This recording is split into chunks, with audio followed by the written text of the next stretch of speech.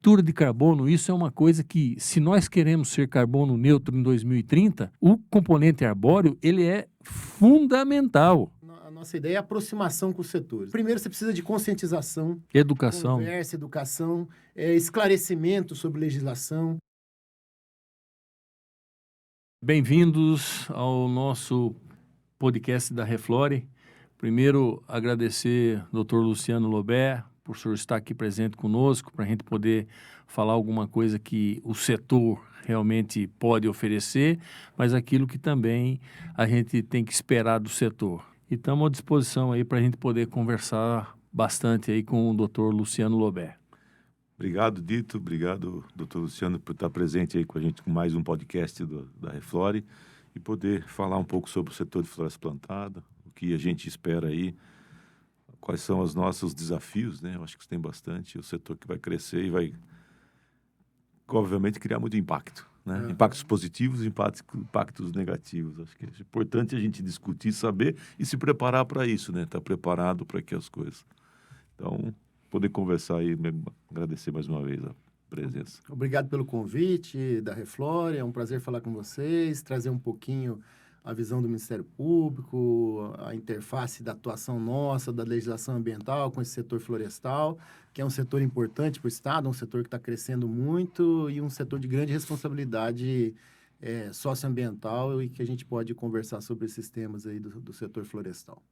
E para começar, então, doutor, qual que é a expectativa do Ministério Público junto ao segmento? O que o Ministério Público pode ajudar e o que o senhor acha que tem que ser corrigido ou tem que ser, como o Júnior falou, dos desafios que nós vamos ter, que já tem e que vamos ter, quais são as observações que o Ministério Público pode ter? A nossa função no Ministério Público é cumprir a legislação ambiental, né? Essa é a primordial, é ser fiscal da lei. Então, o nosso enfoque com o setor florestal ou com qualquer setor é o enfoque do cumprimento da legislação, né? E nesse cumprimento da legislação, tem muita interface com o setor florestal. A primeira delas, por exemplo, é a própria questão dentro das fazendas, onde vai se plantar o eucalipto, vai fazer a conversão de pastagem para a floresta, o cumprimento daquilo que é de APP e reserva legal, né? O que é APP? São aquelas áreas, que é o que o Código Florestal protege, para proteger a água, para proteger montanha, para proteger áreas úmidas. Então, esse é um ponto muito importante de que nessas áreas sejam preservadas essas áreas de proteção ambiental, na verdade, chama área de preservação permanente. E isso é muito importante, por exemplo, para a manutenção de água. Você fazer uma restauração de uma nascente, já é provado cientificamente que uma nascente degradada, a partir do momento em que você faz um reflorestamento com vegetação nativa, naquela metragem necessária, isso protege aquela nascente, evita erosão e tudo mais. A parte de reserva legal, que é aquela parte de 20% dos imóveis que eles precisam preservar para a finalidade de manutenção de madeira, para a finalidade ecológica também. E quem sabe o setor, eu não sei se isso existe ou não, poderia ser um grande contribuinte ao planejar essas reservas legais e APPs dos imóveis em fazer corredor ecológico. Porque se você tem vários imóveis plantando junto ali, mesmo que não seja do mesmo dono, você tem a possibilidade de fazer uma análise, de fazer um planejamento dessas reservas legais, da localização e a conexão entre elas. Essa ideia de corredor ecológico, de conexão florestal é muito importante. Porque quanto maior é o maciço florestal, maior é uma área natural, mais você tem ali de biodiversidade, mais você tem proteção. Então, essa é uma das coisas que a gente pode tratar de expectativa com o setor. E eu acho que é importante também, né, doutor? Você falou sobre conversão de áreas, né? Eu acho que é importante ressaltar que o setor é um setor que vem crescendo bastante no estado, porém sem a conversão de áreas nativas em áreas de produção. Nós estamos utilizando hoje basicamente tudo aquilo que já foi convertido no passado com pastagem e aproveitando essas áreas, né? Porque o setor tem um compromisso. A gente sabe que a maioria do setor, pelo menos das áreas plantadas nossas, ou quase que Eu diria que mais de 80% são certificadas por uma, quer dizer, voluntariamente o setor já se diz que quer fazer as coisas de forma correta, né? Isso é importante, eu acho que isso traz uma responsabilidade maior e ajuda bastante, obviamente, no controle disso, para que ele seja feito de forma correta. Então, para os nossos ouvintes aí do podcast, né, é importante falar que a floresta plantada hoje, ela cresce no Mato Grosso do Sul em 100% em área de pastagem. Degradada, né, e que estava sendo subutilizada, teoricamente, e que a gente vem dando um aproveitamento melhor ao uso do solo. Então, eu acho que isso também é muito bom, né, e como o doutor falou, a responsabilidade disso para que haja um ganho com a questão ambiental. Nós temos um dado, a ProSoja divulgou algum tempo atrás, que nos últimos 13 anos as áreas de reserva legal cresceram. Apesar da mudança do solo, do uso do solo para o uso da floresta, para o uso da agricultura também. Então, isso demonstra também que as empresas que estão chegando, elas têm uma responsabilidade maior, elas estão mais preocupadas com as questões ambientais, e no nosso setor eu tenho certeza disso. E acho que essa questão dos corredores ecológicos é uma questão vista, sim. A gente avalia, pelo menos particularmente eu, como trabalho na área, a gente olha bastante isso, não só os corredores ecológicos, mas a modelagem de paisagem, olhar a paisagem também, porque isso muda muito, né? Com as árvores, tira a árvore, põe a árvore. Sim. Porque nosso negócio é esse, né? Colocar árvore, tirar a árvore, e a paisagem muda, né? E às vezes a gente tem, você está próximo de alguma cidade, é legal não mudar tanto aquilo drasticamente. Então isso hoje é uma técnica utilizada pelo setor também.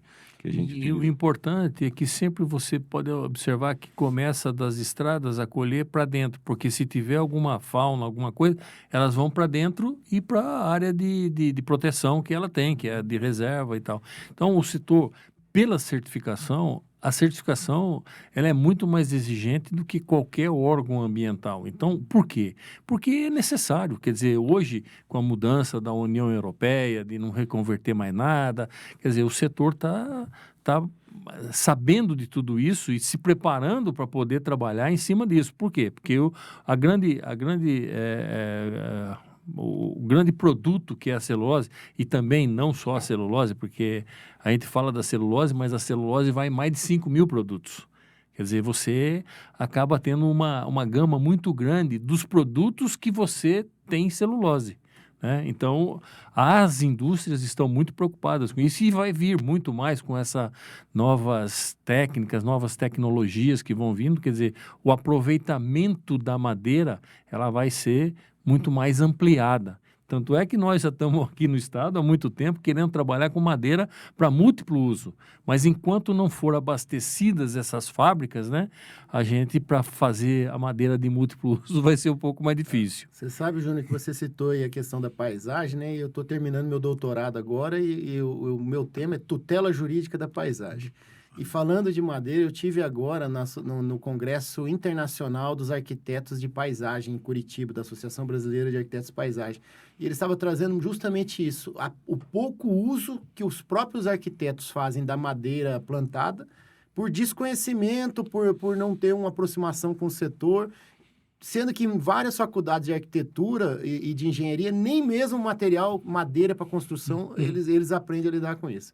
Mas de outro desafio que eu acho importante, ou expertise que eu acho importante do setor para trazer e, quem sabe, para ampliar para outros setores, é essa experiência que a Reflore tem na questão do combate aos incêndios, né? Essa é uma experiência que eu tenho presenciado aí no Comitê do Fogo, que a gente faz parte e tal.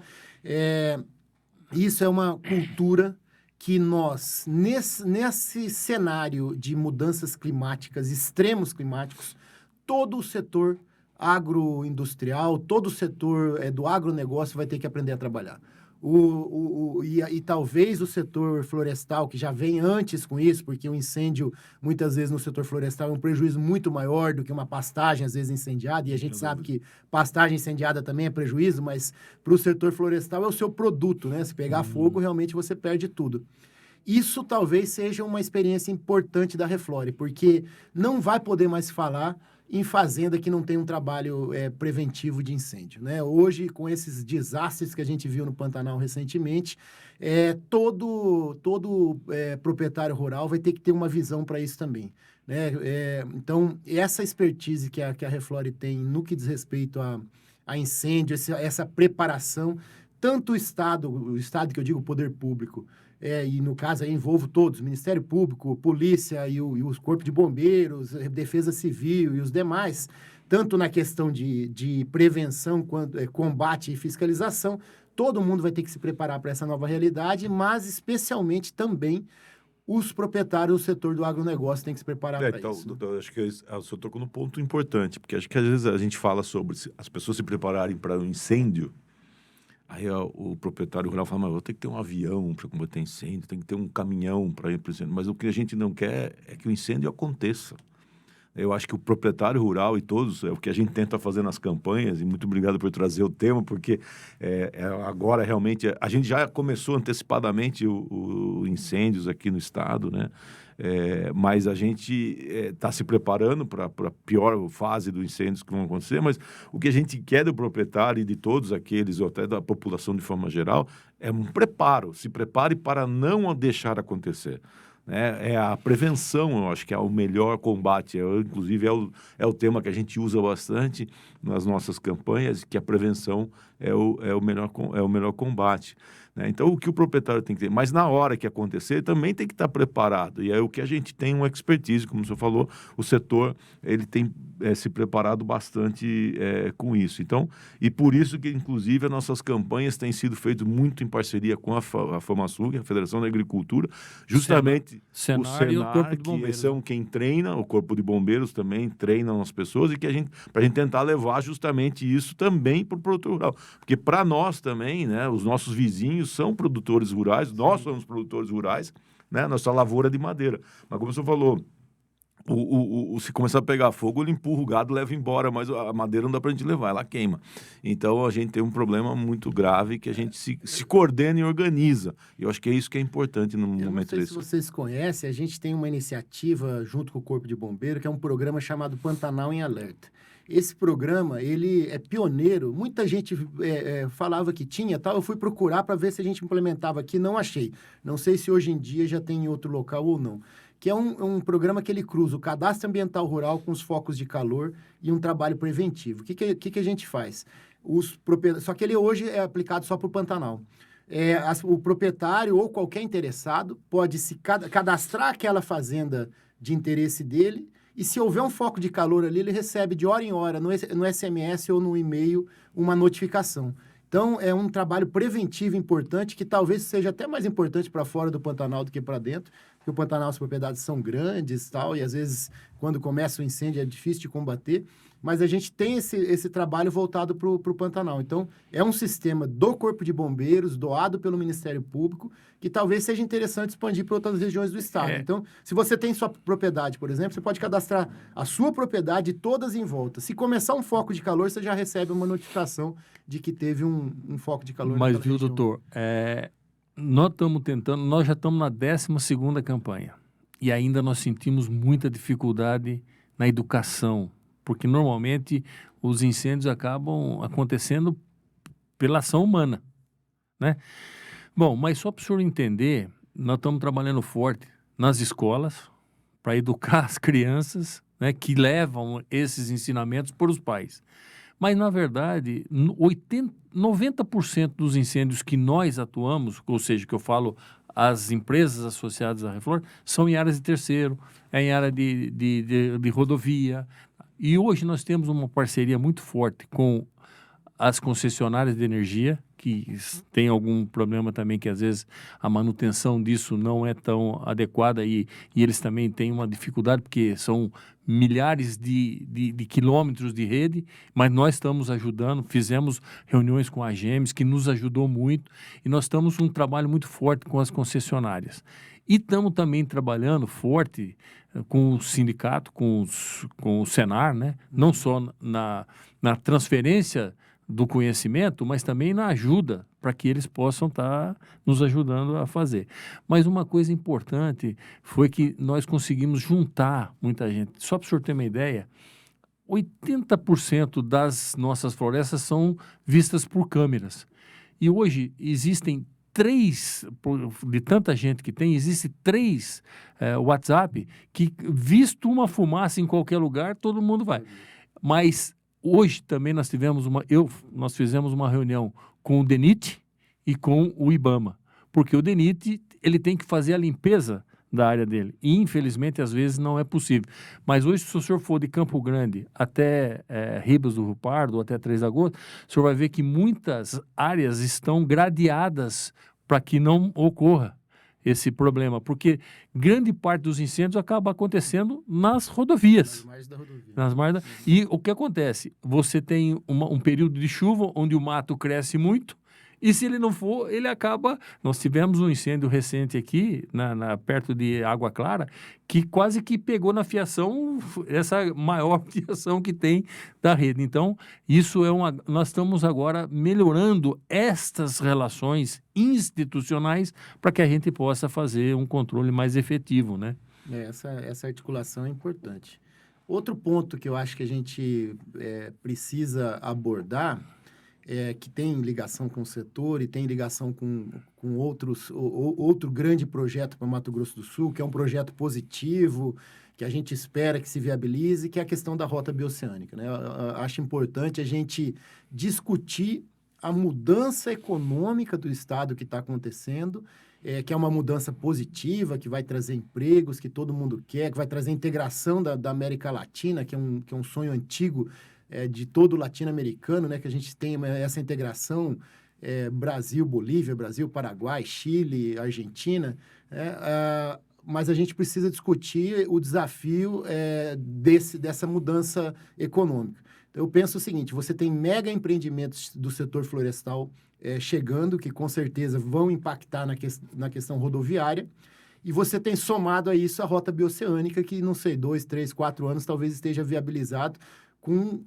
Até agora não consegui saber exatamente qual o volume de carga esperado, quanto de veículos vai aumentar a rota bioceânica e como que isso interage com os demais, com a demais movimentação, seja de eucalipto, seja de celulose do setor. Eu sei que na celulose, pelo que se espera, a movimentação é pouca até que se chegue a setores de ferroviários, né? Uhum. Mas eu sei que na parte de transporte da madeira, até 200 quilômetros é o raio de atuação dessas indústrias.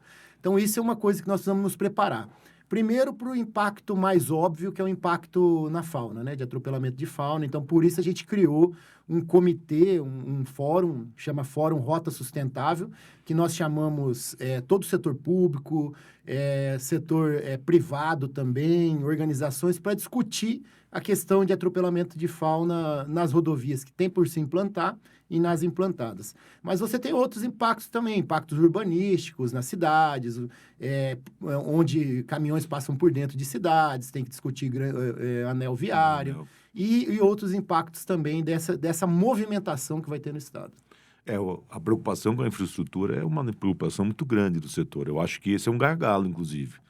Nós temos aí perspectivas do setor, que a gente já tem discutido com o próprio governo, né, levado aí ao governo do Estado, principalmente, de um crescimento, pelo menos, além das indústrias já anunciadas, a continuidade aí, pelo menos, porque essas indústrias também tendem a uma duplicação, porque é o crescimento lógico das coisas. Mas se a infraestrutura, principalmente rodoviária, ela não melhorar, ou a gente não tiver... Ferroviária também, e a ferroviária existir, né? Porque hoje, praticamente, no Estado, ela está abandonada e não funciona, eu acho que nós vamos ter muita dificuldade. Eu acho que a preocupação do Ministério Público e a nossa dor, eu acredito, que a gente tem que... Nós vamos fazer coro nessas aí, a gente já leva. Obviamente, também não é uma questão só para o Estado resolver, é uma questão federal, né? Porque são rodovias federais que nós estamos falando também. Então, e o volume de investimento muito grande. O governo do Estado já tem projetos para ampliação, duplicação de algumas rodovias, precisa do governo federal. Há uma movimento lá em Brasília para que se transfira as BRs, algumas, já o projeto de concessão, inclusive, que o Estado já tem formulado. A gente aposta nisso também, a gente acredita que seja o melhor modelo, né, para que as coisas aconteçam um pouco mais rápido, porque se for esperar só também dos investimentos públicos, às vezes as coisas demoram muito mais para acontecer. Mas a preocupação é muito válida. A preocupação, eu acho que... Porque nós não temos só as movimentações da madeira, nós temos os insumos, né? Vai, muda, vai adubo, vai, né? Então, para nós, realmente, hoje a gente já percebe um gargalo muito grande nas rodovias, né? Sem falar, o senhor falou da infraestrutura viária dentro dos municípios, né?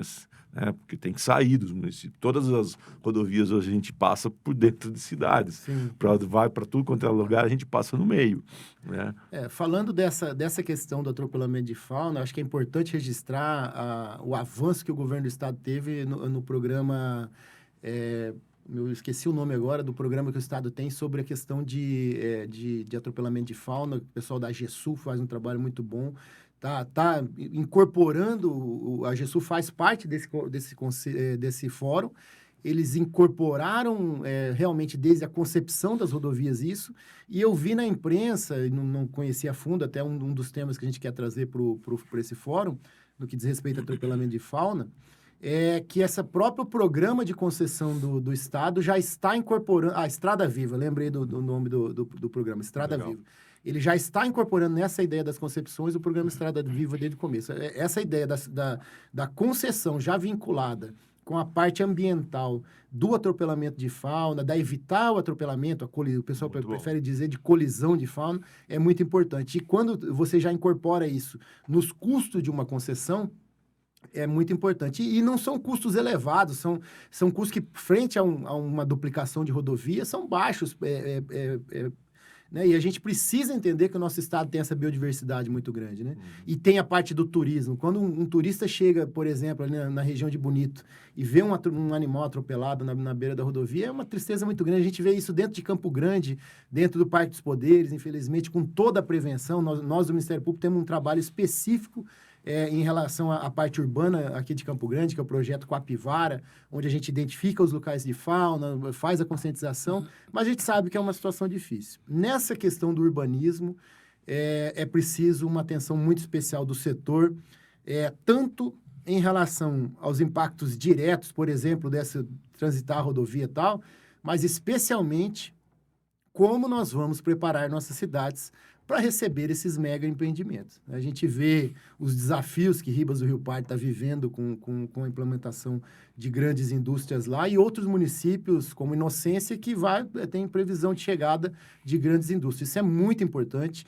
e eu acho muito importante que o Estado, e aí eu digo o Estado como um todo, o Ministério Público, o Poder Judiciário, a questão de saúde e o órgão ambiental, se prepare para isso, porque a gente não tem essa expertise dessa movimentação tão grande. A gente teve uma movimentação em Três Lagoas no passado, mas nós não somos ainda um estado extremamente industrializado para lidar com esses impactos. Então, a gente precisa se capacitar e se preparar de como reduzir ao máximo esses impactos negativos e como potencializar os impactos positivos que também tem, né? Eu acho que os impactos positivos, a gente tem visto a questão do emprego, né? Esse é o principal hoje. Então, um dos gargalos que o setor tem também, além do logístico também, é a falta da mão de obra. Hoje a gente sofre bastante, né? Nós temos muitas vagas em aberto para trabalhar, isso é um fator positivo, porém, isso cria também que a gente tenha que trazer pessoas de fora, o que não é interessante, né?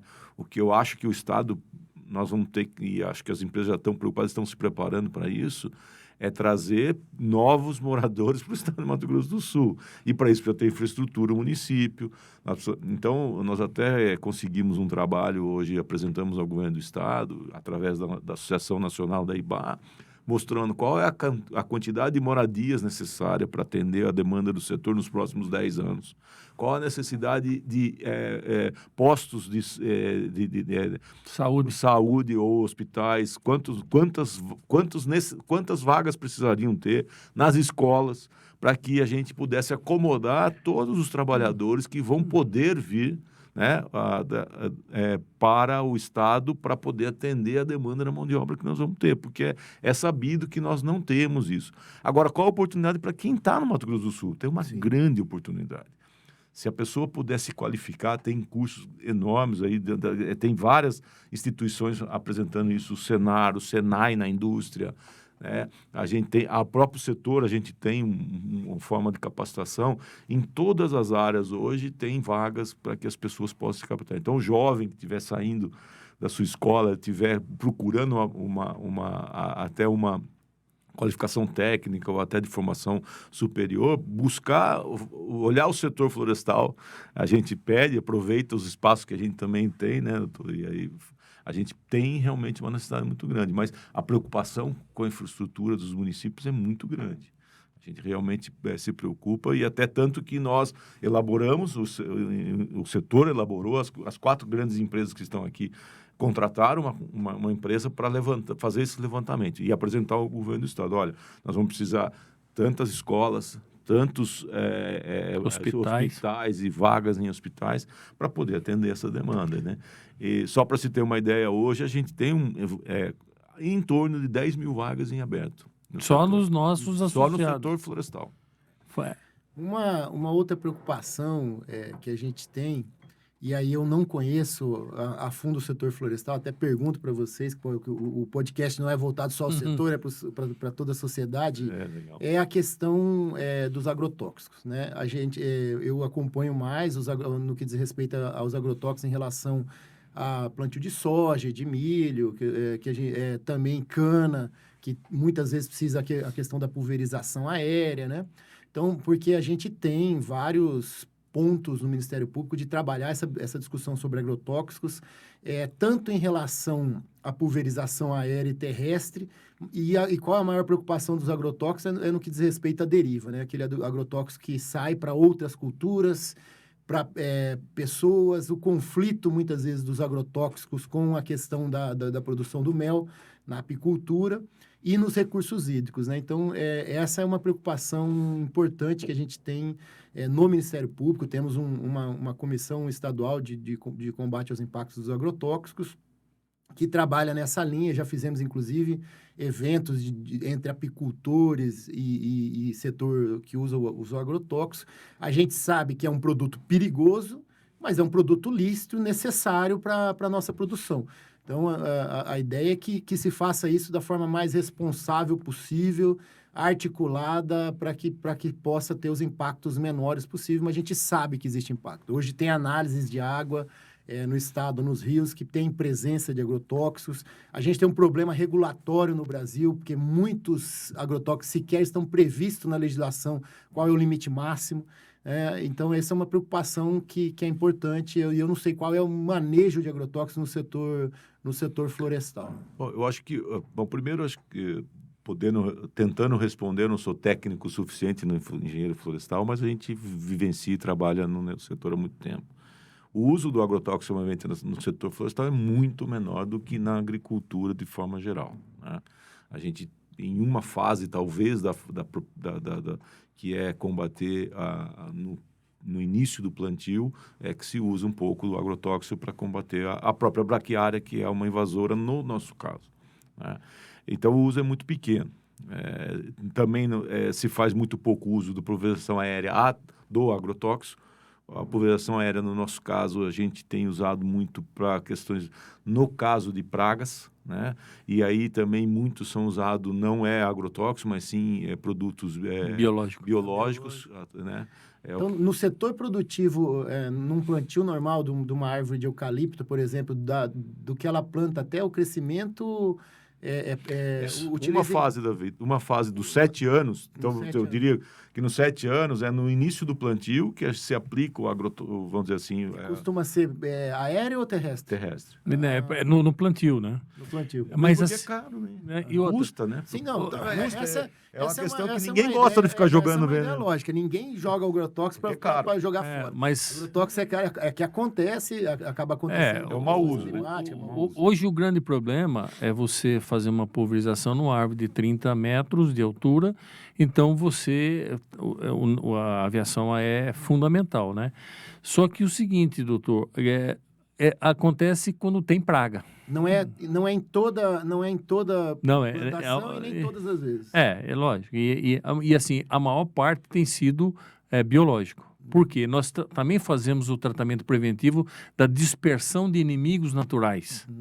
Entendeu? Para um que investimento grande que a gente faz na parte de inimigos naturais, porque é o mais barato e o mais sensato a fazer, né, do que o uso do Agora, laboratório. tem hora que, por exemplo, agora, você pega uma seca prolongada dessa, tem uma praga que chama psilídeo, que ela se desenvolve muito e aí, às vezes, você tem que fazer o uso. Mudanças climáticas, ele tem mudado também o perfil das pragas, então a gente está tendo que aprender a trabalhar com elas. E aí você tem que fazer. Agora, se for uma coisa que ainda a árvore está pequena, você faz via... Mas do contrário, porque também a aviação é mais cara, né? Mas é mais eficiente. Você hoje, para pulverizar uma área de 1.000, 2.000 hectares, que você precisa combater a praga, você faz mais rápido, né? Agora, a aviação aérea hoje ela é totalmente dominada, tecnologia, e tem que ter uma fiscalização que o IAGRO faz, o Ministério da Agricultura faz. Aqui, eu acho que falta um pouco mais de fiscalização. Fez errado?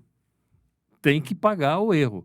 Agora, com relação o senhor falou a abelhas e tal, normalmente a pessoa que vai colocar, primeiro, porque a floração no eucalipto só acontece a partir do 5º ano. Então, não é uma coisa assim...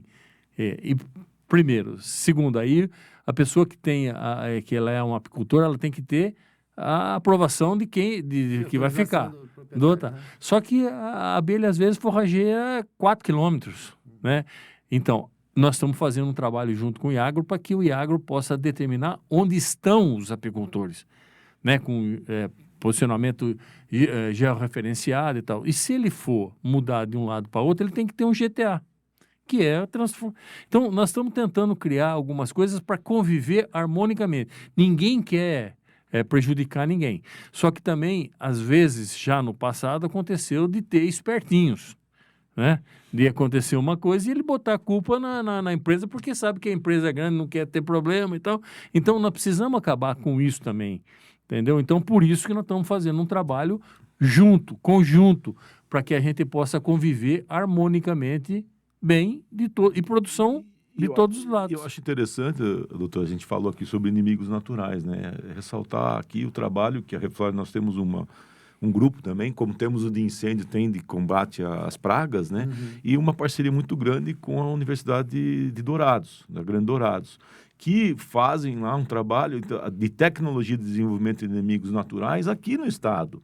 Então, eu acho que muito dessas questões que a gente tem hoje ambientais, a gente deveria trabalhar mais a tecnologia. Né? O próprio agrotóxico, se for usado, a gente tem uma dificuldade muito grande na aprovação de novas moléculas.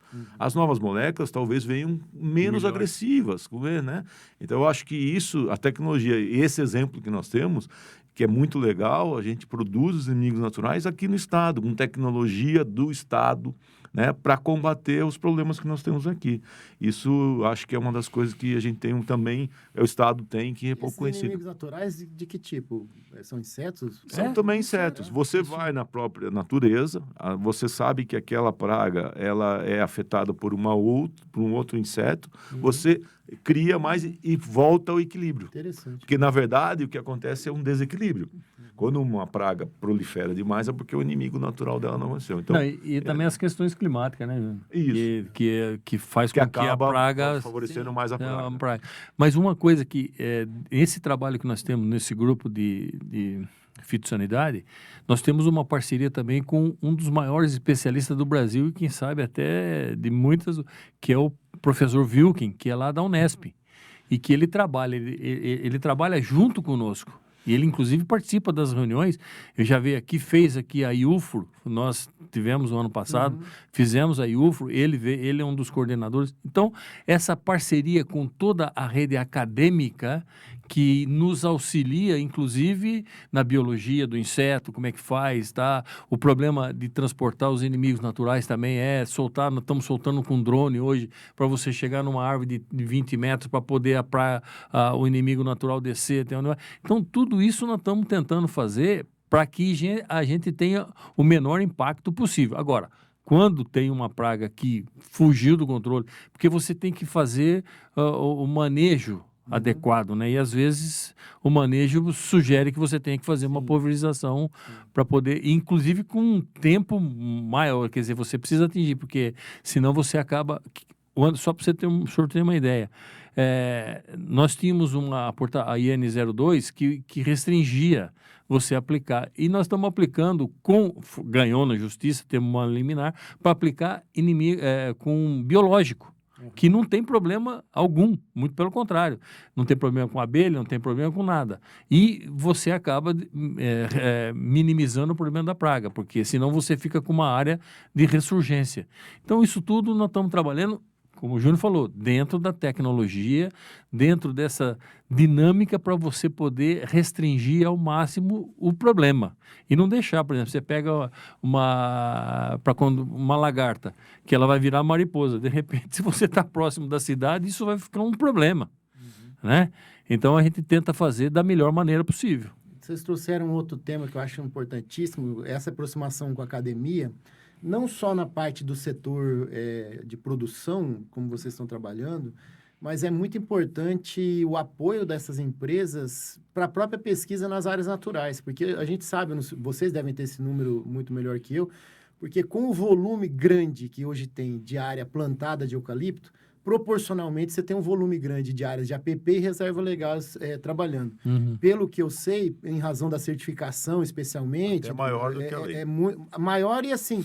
às vezes mais fiscalizado, mais bem cuidada, mais bem cuidado do que outros setores que não são certificados. Então, essa massa florestal nativa, essa massa de área nativa que o setor tem nas mãos, pode ser muito importante, é muito importante na questão da biodiversidade do estado, como eu falei, dessa questão da conexão florestal, e de oportunidade para que essas universidades possam também estudar e identificar essa biodiversidade e como ela convive com o setor, com a área de floresta. A área produtiva, né? Eu vou falar uma coisa particular minha. Meu pai, meu avô tinha uma fazenda, é falecido, ali para quem vai para Porto Murtinho. E quando ele faleceu, meu pai plantou eucalipto ali. É uma fazenda pequena, deve ter dado uns 70 hectares de eucalipto. E um dia eu vi dentro da área de eucalipto. Então, meu pai preservou a mata ciliar do Rio Perdido, a reserva legal e tal. E próximo ali, a quase 100 metros de distância, uma família de bugio no eucalipto. Bugio já é um macaco raro de você ver, né? Para ver ele no mato, e olha que eu sou criado na fazenda ali, eu acho que deve ter sido a segunda vez. A gente ouvia muito bugio gritando, tá? Ele canta, né? Grita de manhã, ouvia muito, mas eu nunca tinha visto. Eu fui ver no eucalipto. Uma família de bugio andando no eucalipto. Quem sabe essa questão de convivência da flora ou da fauna silvestre com a própria área de floresta é uma pela certificação, as empresas são obrigadas a fazer também o monitoramento de fauna, né? Tem fauna, flora, tudo. Então tem muita informação realmente. Acho que falta... Essa abertura para o setor de pesquisa é muito interessante. Eu procuro fazer isso no Ministério Público, dos dados que não são sigilosos, para trazer o pessoal da academia para estudar a própria eficiência do nosso trabalho. Né? Mas a lógica é que em 7 anos a gente não entra na área. Então, praticamente, quer dizer, a cultura mesmo faz com que o ambiente vá se utilizando aqui. Foi a cada 7 anos só que a gente volta na mesma área. E serve de abrigo, serve nós já vimos várias, tem onça parda, tem veado, tem vários animais que já são filmados dentro da coisa. Mas o que eu queria lembrar, doutor, é que uma das preocupações grandes nossa da Reflore sempre foi estar junto com a academia. Tanto é que nós temos um trabalho forte tanto a UEMS quanto a UFMS na área que tem a engenharia florestal, né? Então, a gente tem trabalhado muito forte com ele. E por que nós estamos trabalhando isso? É porque nós precisamos, com um estado que vai ter 1,5 milhão, que vai ter 2, sei lá quanto vai ter de área de plantada, com tantas empresas, com tanto negócio, e que a gente pretende um dia trabalhar com uma madeira de múltiplo uso, quer dizer, fazer um ciclo virtuoso do uso da madeira para mais utilidades, a gente precisa de ter a academia, precisa de ter os órgãos aqui, as instituições fortalecidas, porque senão a gente sempre vai estar dependendo de São Paulo, de Minas, disso aqui. Então, a gente está trazendo esses especialistas, Unesp, lá de Viçosa, tudo, para poder trabalhar junto aqui e nos repassar esse conhecimento. E nós nos fortalecermos cada vez mais. Nós temos aqui no Chapadão um professor que estuda como é que você pega a captação do carbono, né, interno, da raiz, de tudo. Então, quer dizer, nós estamos crescendo. Esse é um trabalho também, eu sei que a gente já está mais ou menos nos finalmente, mas a captura de carbono, isso é uma coisa que, se nós queremos ser carbono neutro em 2030, o componente arbóreo, ele é fundamental. Lógico que nós temos, como o Júnior falou, desafios, mas nós temos oportunidades imensas, principalmente nesse segmento. Acho que a contribuição que o setor florestal pode dar para o Estado nessa questão também de sequestro de carbono, de prevenção, é outro ponto importante que a gente precisa trazer e discutir. E da parte do Ministério Público, a nossa ideia é a aproximação com os setores, né? Eu sempre tenho essa visão do seguinte: primeiro, não só no setor do agronegócio, todos os setores, você tem a grande parte dos empresários, da população. Primeiro, você precisa de conscientização, né? Educação. Conversa, educação, esclarecimento sobre legislação. Claro, o setor florestal hoje é um setor que é extremamente bem preparado, mas você tem outros setores, às vezes, de pequeno agricultor que não é, ou de alguns setores um pouco mais refratários. Então, primeiro, conscientização, esclarecimento sobre a legislação, busca de parceria para resolver os problemas burocráticos. Às vezes a pessoa não consegue cumprir a legislação, não é porque ele não quer, é porque é tão burocrático, é difícil, é caro. Então, simplificar isso eu acho importante, sem perder a qualidade da proteção ambiental, mas fazer isso. E, por último, separar o joio do trigo, né? Eu acho que quem, depois de conscientizado, esclarecido, dado a oportunidade, quem quer continuar na ilegalidade... A fiscalização tem que vir. E a menor parte tem que ser responsabilizado, né? Tem que ser responsabilizado até para separar da imagem de grande parte do setor que quer cumprir a legislação, que quer fazer o que é certo e que faz o que é certo. E que contribui muito, não só com a questão econômica, de geração de emprego, mas também, você pode ver o setor florestal. Poxa, essa preservação que o setor florestal faz, de áreas de reserva legal, de APP, aproximação, isso tem que ser contabilizado, isso tem que ser mostrado, isso tem que ser evidenciado. E, eventualmente, quem descumpre a legislação tem que ser punido, tem que ser cobrado, tem que ser responsabilizado.